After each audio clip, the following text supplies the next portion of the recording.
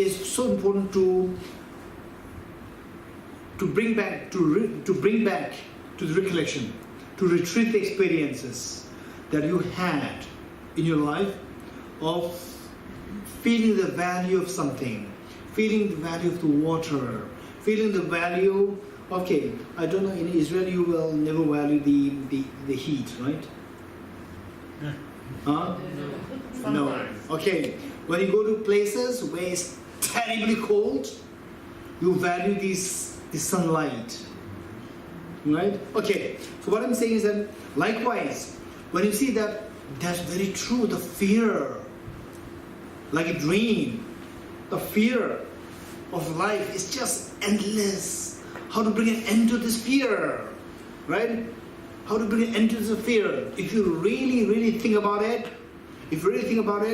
and then you see that finally finding the path which has the capacity to get rid of this fear, you'll find it so valuable. Okay.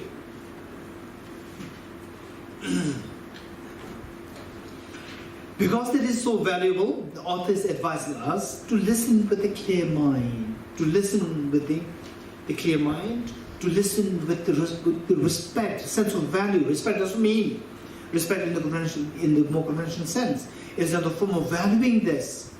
Listen with a clear mind, you fortunate ones. Those people who really meet with these three principal paths, we are really, really very fortunate.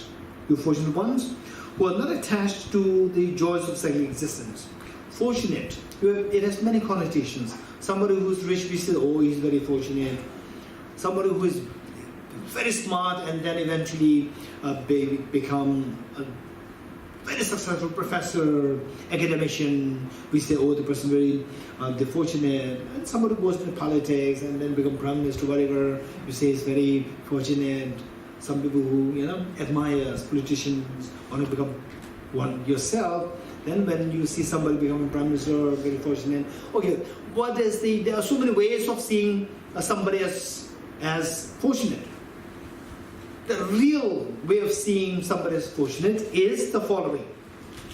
What does really mean by someone who's fortunate? Who are not you fortunate ones. What are the criteria? It says, who are not attached to the joys of cyclic existence. Meaning that, for example, the small children, they're so caught up with, say, the playing on the ground. Playing on the ground, and they don't want to go to school.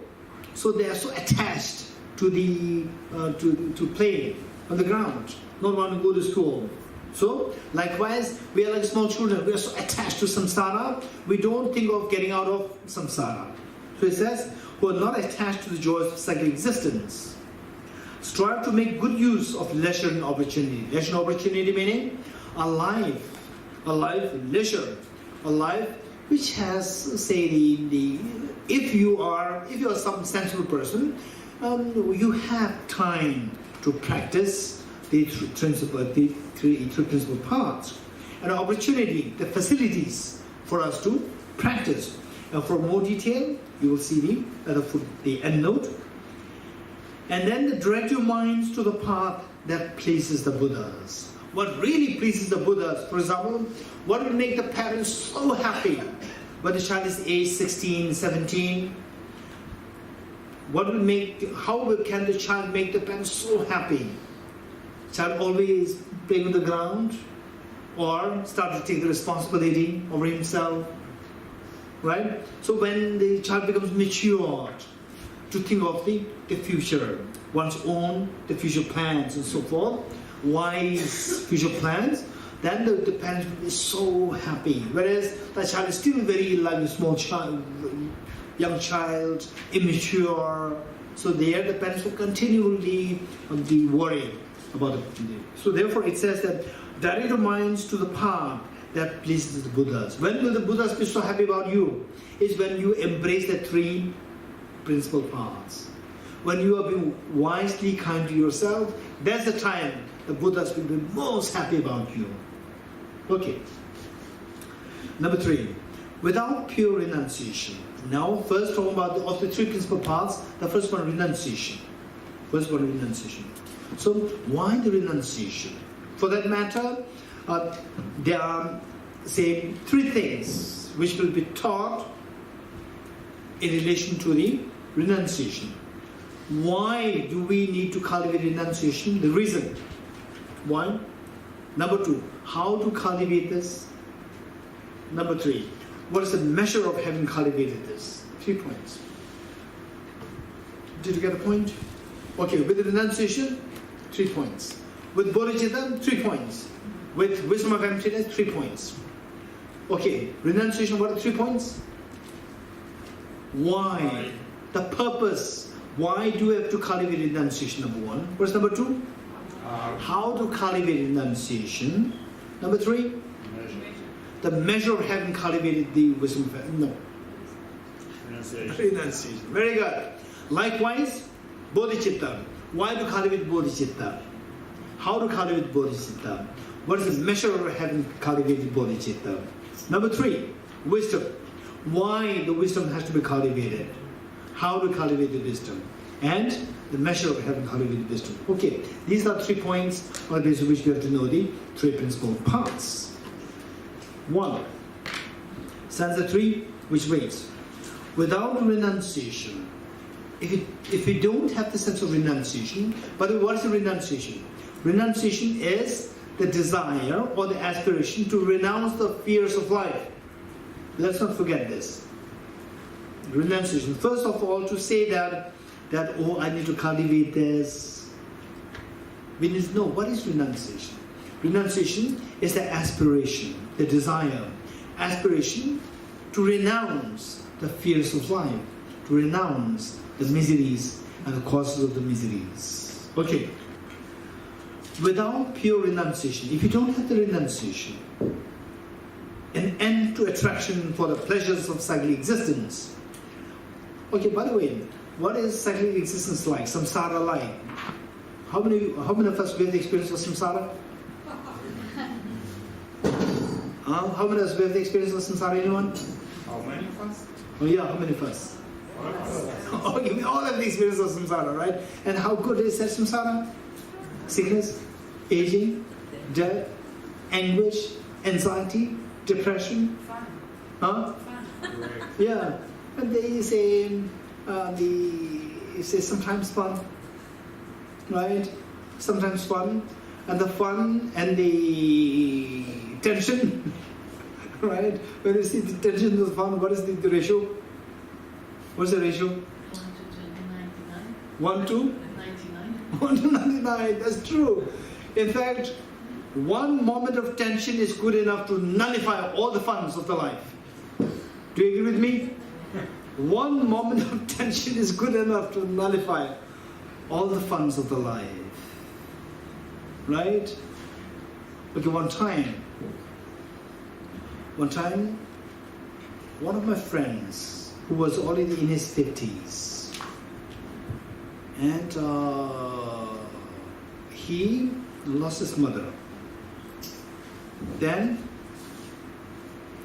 he said that, I don't know what I'm doing now. He said that, I don't know what I'm doing. My life is so hollow now, so shallow now. I said, what happened? He said that, now I don't see, I'm eating something, I'm walking, I'm taking shower, I'm going there, here, but I don't see any meaning in my life. I said, why? He said that even when I see somebody else, people walking, I see just a bunch of ashes walking. Because his love for the mother was so intense that his mother passed away. Then he started to become so disoriented, and the whole meaning is lost now. The whole meaning of life is totally lost. So he said, okay, I have to survive, I have to eat some things, but I don't know why I'm doing all these things. There's no reason why I should survive. Okay, so that one moment of the tension, of the fear, anguish, is good enough to nullify all the past moments of the funs. That's good enough, right? Okay, so somebody who can really think about the life holistically, that is wise. Someone who can see only today, not tomorrow, that is child. A small child will only see today. Mom, please let me take a day off, so I want to play. Right? The child does not see what after 5 years, what after 10 years, but the mother sees what after 5 years, 10 years of the child. So therefore the mother will somehow persuade through any means to let the child go to school. Because the thinking of the child is just very narrow, it's very short-sighted. It's just today, but the elders can see far away.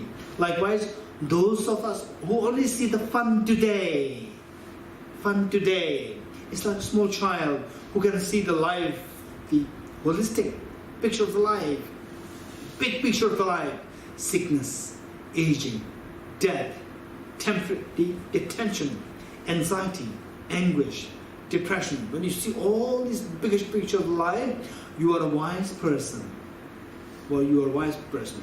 What do you do in your life, what you plan in your life, you plan in such a way that your mind will not be shocked eventually.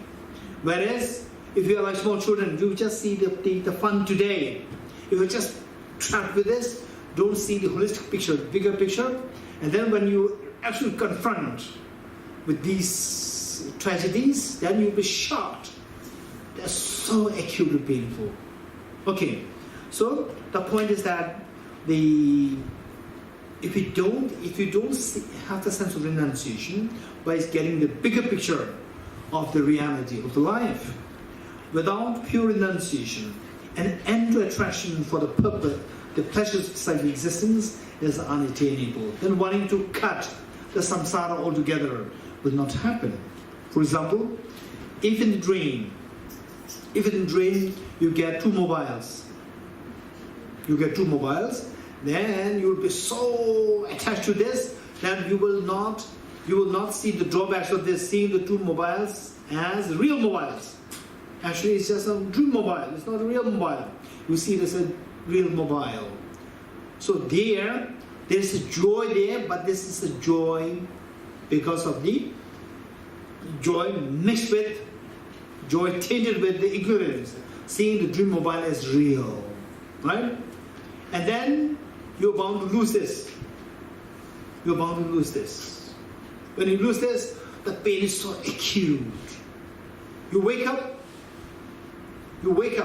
Okay, what is the great fun about this moment? Okay, as long as I have this, I'll use this. If I lose, this is the reality of, this is the nature of this. If this is your thinking, then when you lose it, it will not shock you. Whereas, better than, okay, if I lose it, then this is nature. Better than that, better than having obsession to the mobile in the dream, is to have a sense of impermanence. That, okay, this mobile will eventually disappear, new model will come, then I will lose interest in this. Okay, if I lose it, it's fine. Okay, that's number 2. Then number three is to wake up, to see that this is just a dream mobile. Right? You are not going to be affected at all. So there, in the dream, you see this real, and then you think about impermanence. It will not affect you as much, but it does affect you. Not as much as to that person who is so obsessive with this mobile. But as you wake up, you are least going to be affected by the dream mobile. Okay, so the point is that the same, as long as you have the sense of, sense of fun, or sense of awe with respect to the dream mobile, you will not put effort to wake up. Without pure renunciation, an end to attraction for the pleasures of psychic existence is unattainable. And samsara overall, as I said earlier, this is very painful, extremely painful. The craving for existence also binds being. So, if we don't have a sense of renunciation, want to get away from samsara, then the craving to samsara will be there. This craving will continue to bind us in samsara. So one example that I like to give you is that, okay, it's a real story.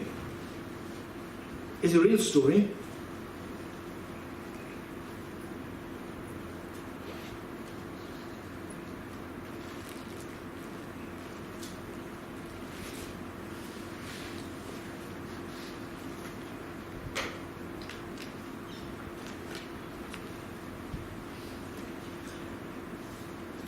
Okay, 1, 2, 3.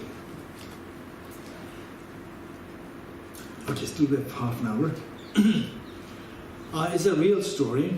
The story is that this one elderly lady in her 80s, and she was living in a house, tin roof house, very simple house, licking roof, and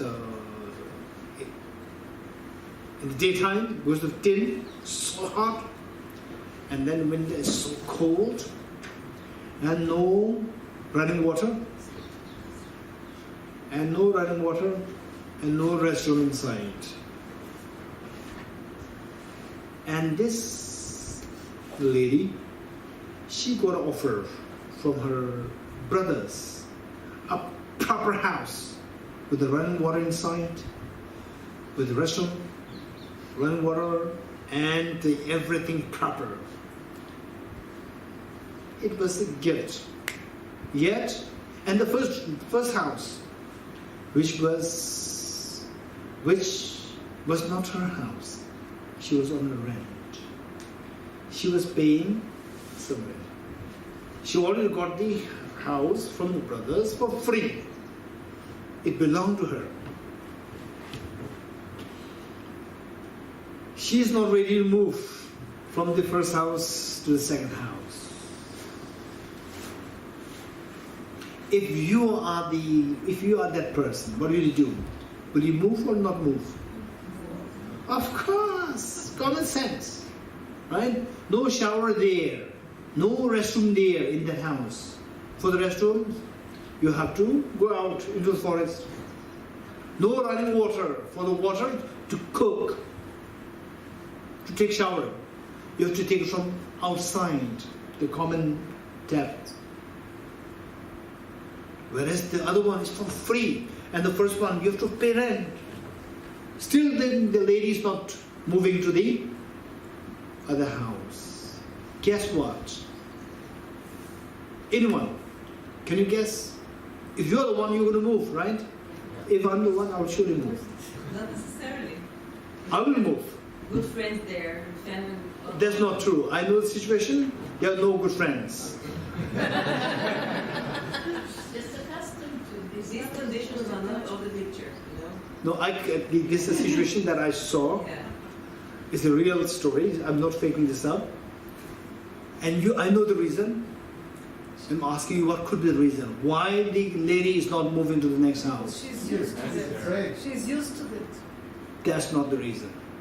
Fear of change. Huh? Fear. Fear of What fear? change. No. It's a fear. Mosquito. It's a fear, but not the fear of change. To lose the old house. To lose the old house. Somewhere close. What is the Situation. You say it again. Everybody wants to listen to you. To lose The fear of losing the first house. Yes, the fear of losing the house is the attachment to the house. Okay, why attachment to the first house? Anyone? Huh? This is safe. This is safe. She lived there with her husband. Huh? She lived there with her husband and family. No, she's alone. So if this, I don't need to speculate. I know this. She was afraid of being attached to this nice living. She was enjoying being very modest. Maybe. No, No. I know the situation well. She was blind. She knows how much is the rent in the first house. She doesn't know the expenses of the second. No, for the second house, she knows that she doesn't have to pay anything. No electricity, no running water. Okay, I'll tell you. Because she has the fear that if I let go of the first house, I'm getting it for so cheap, right? I'm paying a very cheap rent. Somebody will take it over, right? I will lose it. What's there if you lose it? It's better you lose it, right? Just feeling attached to this, the cheapness of the rent, attached to that. That is the one which makes her not to be liberated from that suffering. It's like here in Tel Aviv, if we have a good parking place, we will sit in the car.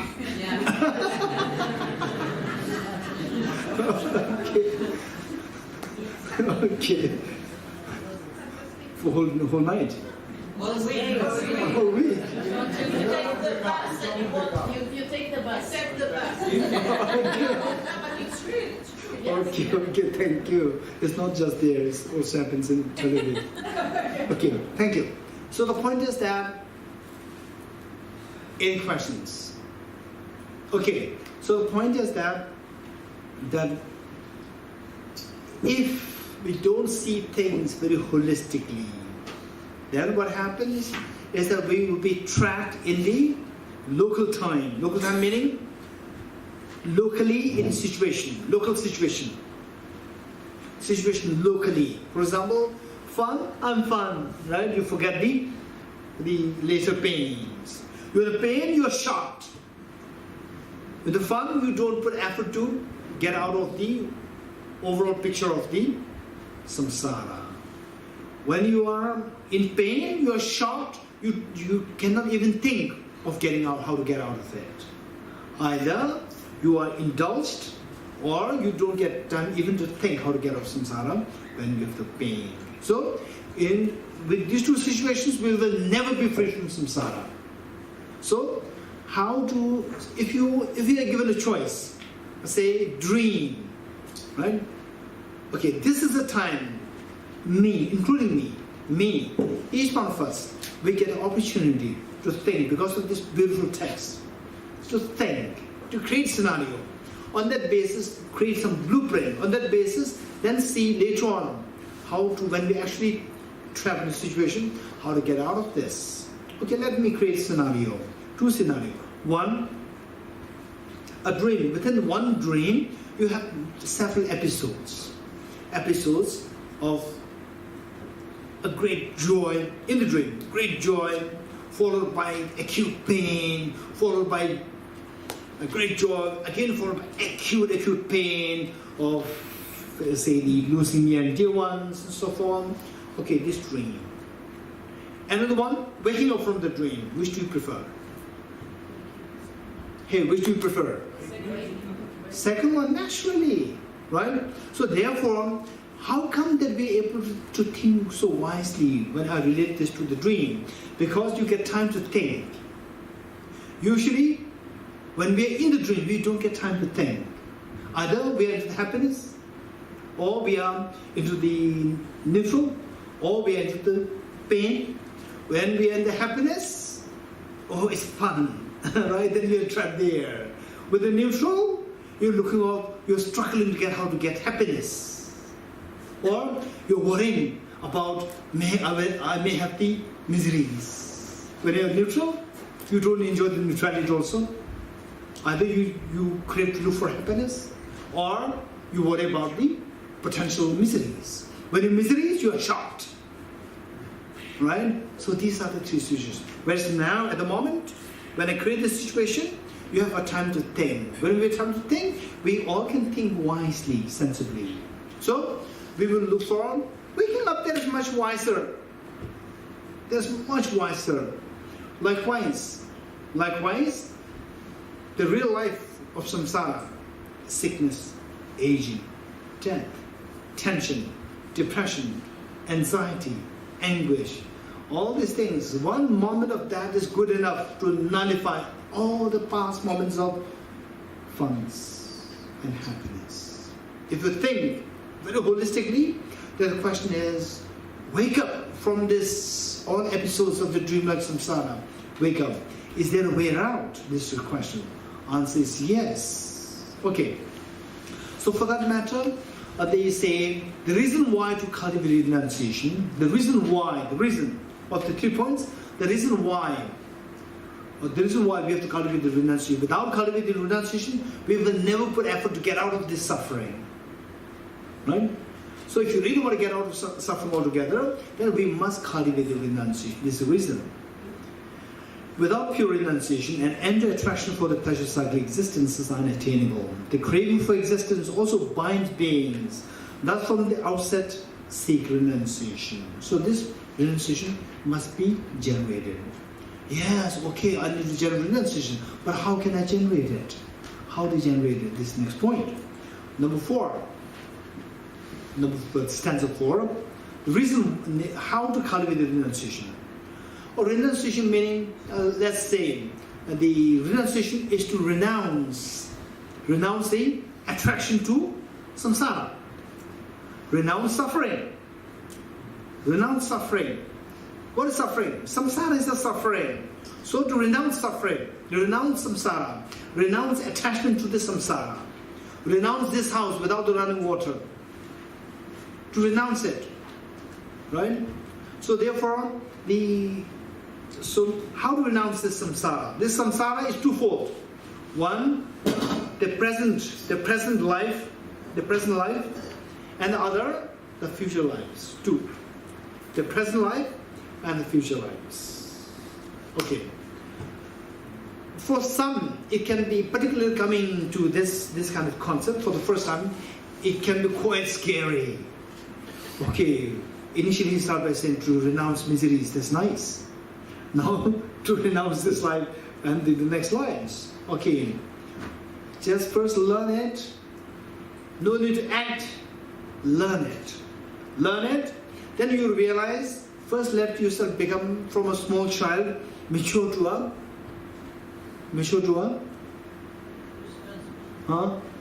elder, right? Become an elder. Mature to become an elder. Okay, then you will act. For time being, we are maturing. From a child, we are maturing to become an adult. Once you become an adult, then you can act. Okay, so the point is, first learn these things. Learn these things. If you feel that, okay, this is quite scary, don't worry. If you really feel that it's quite scary, you are very fortunate. Why? Many of the practitioners, serious practitioners, they crave to have this feeling of the fear, tinge of fear, because of which they go into the Himalayas. They go to Himalayas just to activate this fear of samsara. Whereas in your case, just by reading this, if that comes to you, these Himalayan retreatants, they will be so envious of you.